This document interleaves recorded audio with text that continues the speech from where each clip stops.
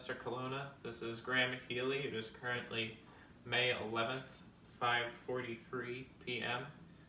This is my visual aid speech on video game culture. My audience is going to be my single mother. I'm not single, but I am his mother. Just strap in and get ready for this awesome speech.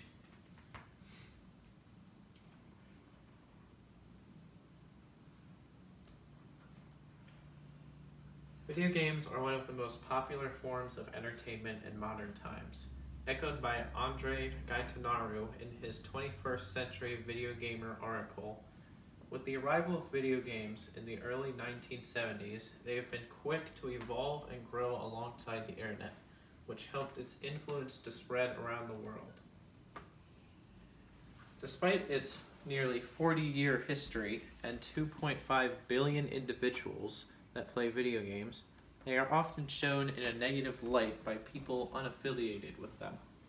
Today, I hope to explore the ins and outs of the inside culture and the outside culture of these visually appealing entertainment spectacles.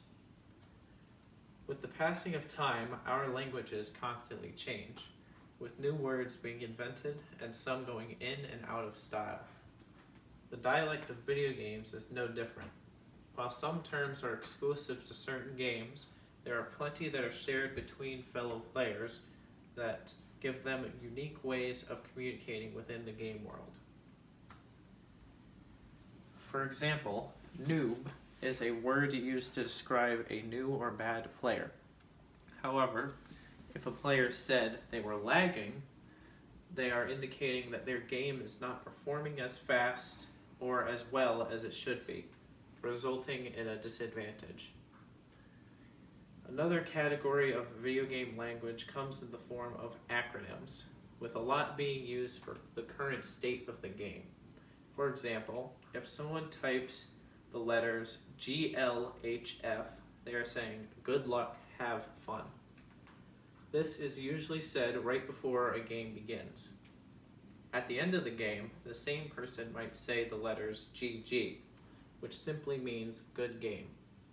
Conversely, a more toxic player may tell the losing team to get wrecked, which is a display of poor sportsmanship and an attempt to upset or rub their victory in their opponent's face. Along with acronyms and video game specific terminology, also came some new emoticons, which, despite being the predecessors to emojis, are still widely used today. Some examples include the letters XD in capitals, which symbolizes a laughing face where the person's eyes are squeezed shut, mouth open wide, while laughing really hard. There's also the shrugging emoticon, which typically means too bad, but not in the good way. It's more of a too bad, so sad emoticon. Video gamers have the ability to draw in people from different educational backgrounds, countries, and even religions, according to Vip Sisler in his article about video game industry and culture in Iran and the Czech Republic. Early on, however, it wasn't nearly the same as it is today. Back in the 1990s, the primary audience for video games were men and boys. Fast forward to today, and half of all people who play video games across all consoles are female, as stated in Shira Chess's article on why video games matter. Even with an approximate 50-50 gender ratio for gamers, people in the mainstream media are still mostly focused on marketing video games towards men. As you can see, much like the gender gap and biases we see in today's society, this crosses over and can be seen in the video game culture as well. The media doesn't provide much justice for video games, though. In fact, they almost seem to be against video games altogether, claiming them to cause violent tendencies in players, or claiming that video games are a waste of time. Ironically, when the coronavirus pandemic started, the media pulled a 180.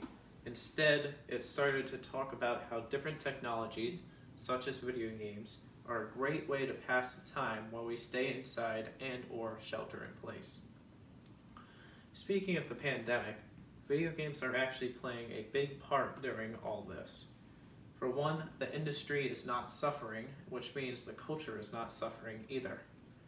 And with people being forced to stay inside a lot more, they are finding themselves communicating with players around the world when they sit down to play a good multiplayer game. This enables them to share experiences and hardships while dealing with these recent events. In a way, it is bringing us all closer together during these trying times. All in all, video games are not for everyone. Some will enjoy them, others will despise them, and some will just not understand them. One thing is for certain though, and that is the fact that video games are not going anywhere anytime soon. In fact, they will continue to grow with our cultures as well as shape them and bring people together around the world. The end.